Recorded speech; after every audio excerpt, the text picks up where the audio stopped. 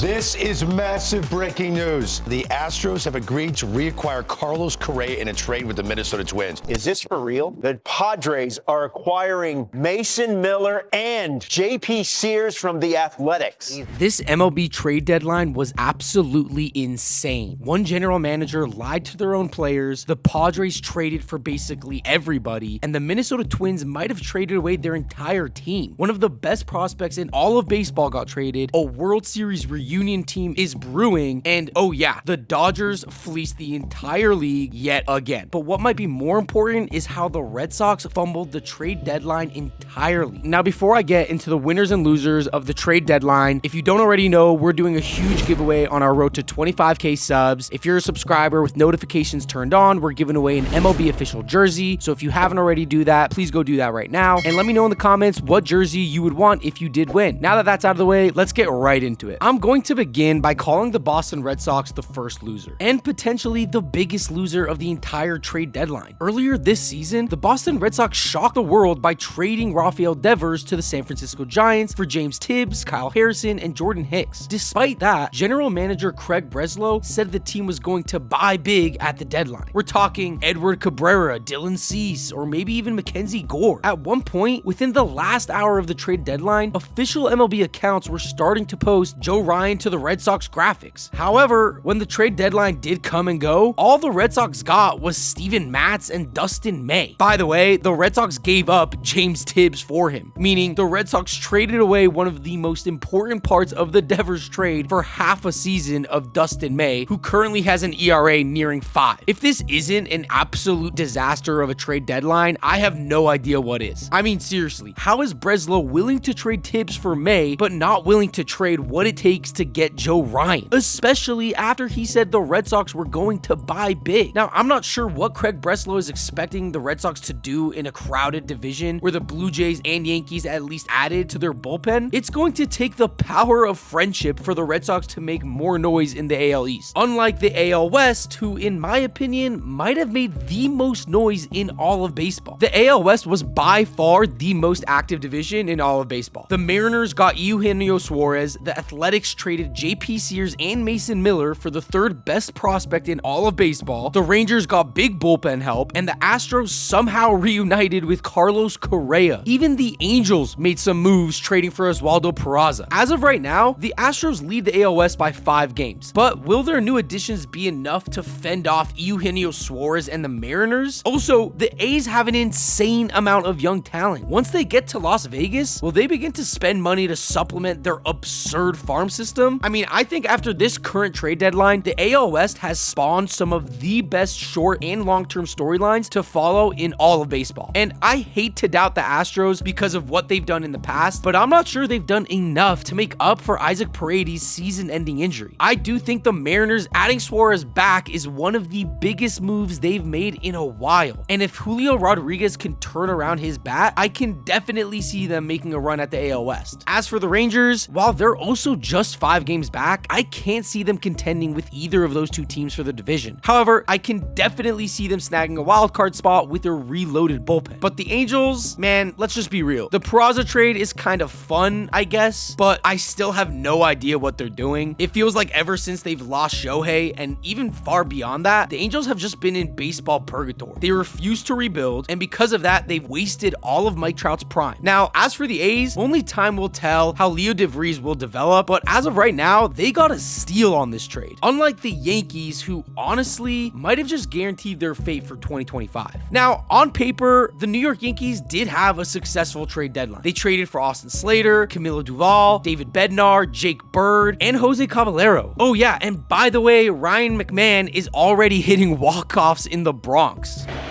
0-1. Fly ball, DeLuca, he'll let it go over his head, and the Yankees win. Josh Chisholm will score. McMahon with the walk-off single.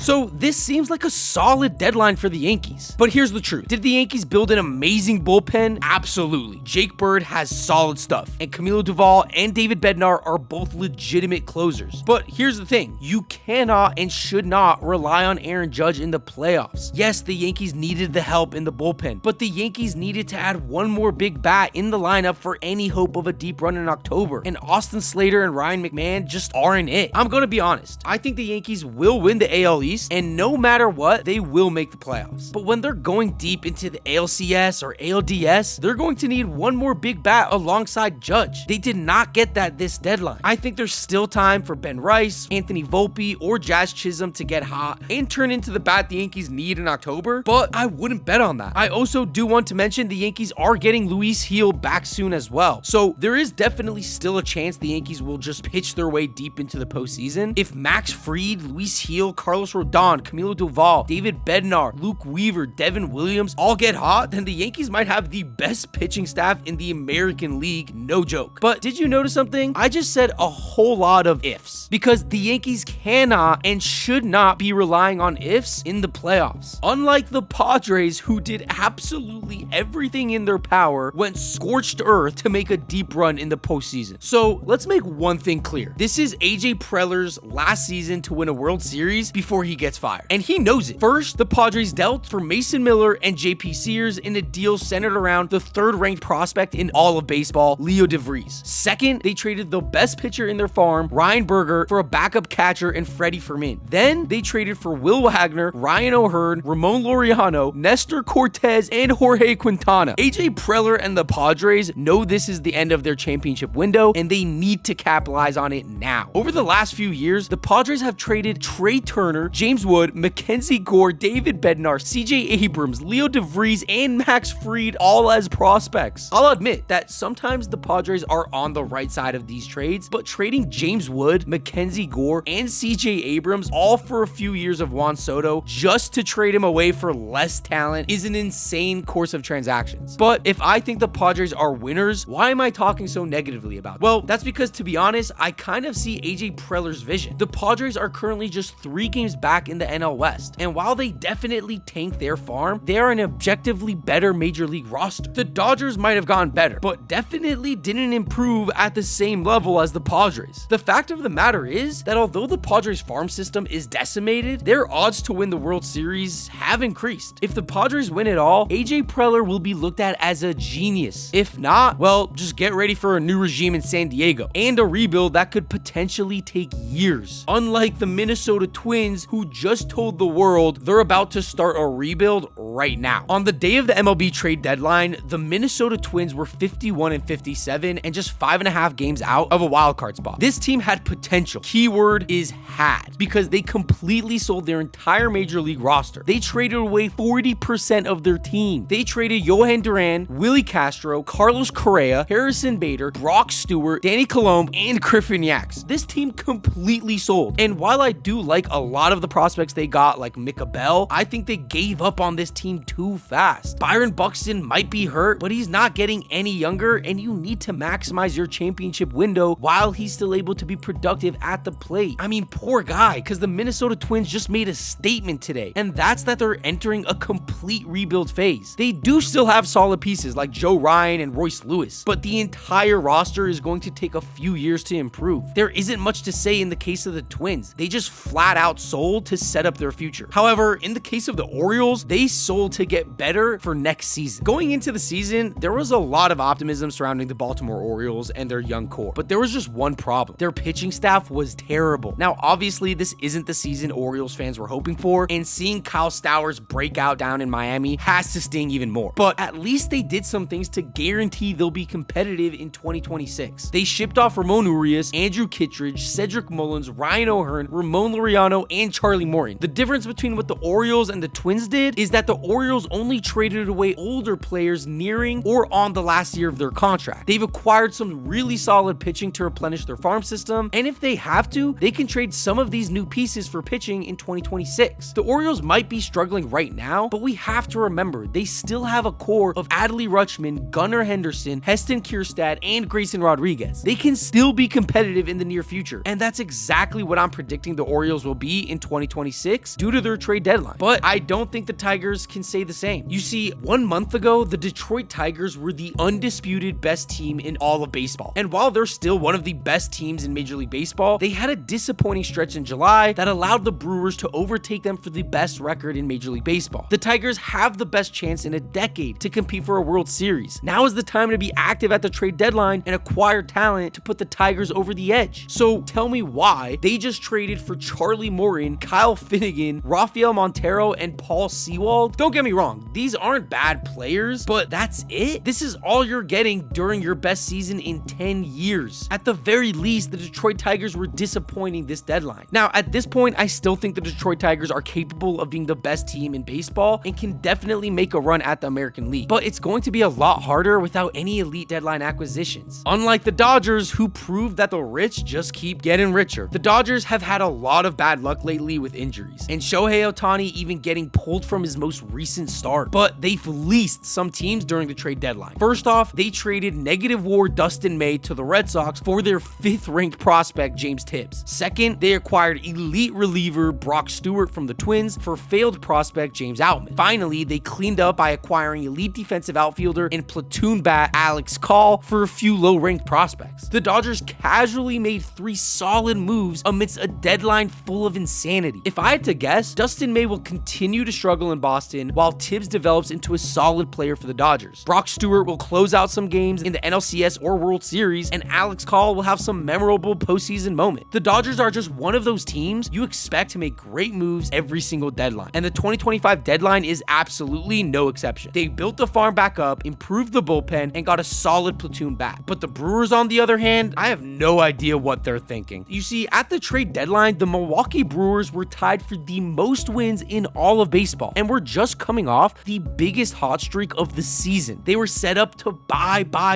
This might be the Brewers' best chance at a World Series in franchise history, but they did absolutely nothing. No, seriously, they did literally nothing. Unlike the Tigers, who actually added some big league talent, the Brewers made 2 trades. The first one was dealing away Nestor Cortez for an outfielder with negative WAR on the season, and the second was to trade for Jordan Montgomery and Shelby Miller. While Montgomery is out for the rest of the season, at least Shelby Miller is a solid reliever. Oh wait, he's still on the 15-day IL. So basically, the Milwaukee Brewers were set up perfectly to buy this deadline, and they did nothing. If that's not malpractice, I genuinely have no idea what is. So I'm truly sorry, Brewers fans. If I were you guys, I'd be incredibly upset. But if I was a Mets fan, on the other hand, that's a different story. The New York Mets just overcame the worst part of their season and have seemingly put their entire season back on track. They're first place in the NL East, just 2 games out of first place in the National League, and they have their best chance in years to win the World Series. Unlike the Brewers, they realized this and actually bought at the deadline. They dealt for Tyler Rogers, Ryan Helsley, and Cedric Mullins. While I do think the Mets could have done more, I definitely think they did more than the Phillies, who only traded for Harrison Bader, Johan Duran, and Matt Manning. If the pieces the Mets acquired keep performing as expected, the Mets basically secured their NL East crown. But more importantly, they're way more of a threat in the playoffs now. Helsley and Rogers are going to lock down the back end of the bullpen, and Cedric Mullins is an elite defensive talent who's capable of getting on a power streak at any time. Barring injuries, these 3 are going to be vital to any New York Mets playoff run in 2025. But who knows, maybe I'm wrong. Maybe you think my placements are off and should be changed entirely. These are just some of the teams I thought were winners and losers, but I want to know what you guys think as well. Is there a team I'm missing? Are the Yankees actually winners instead of losers? Who do you think had the best or worst trade deadline this season? But more importantly, did the Padres do enough to guarantee themselves a spot in the World Series? Well, let me know in the comments what you guys think, and if you haven't already, please subscribe, turn on those notifications. That's all for today, and I'll see you guys on the next one.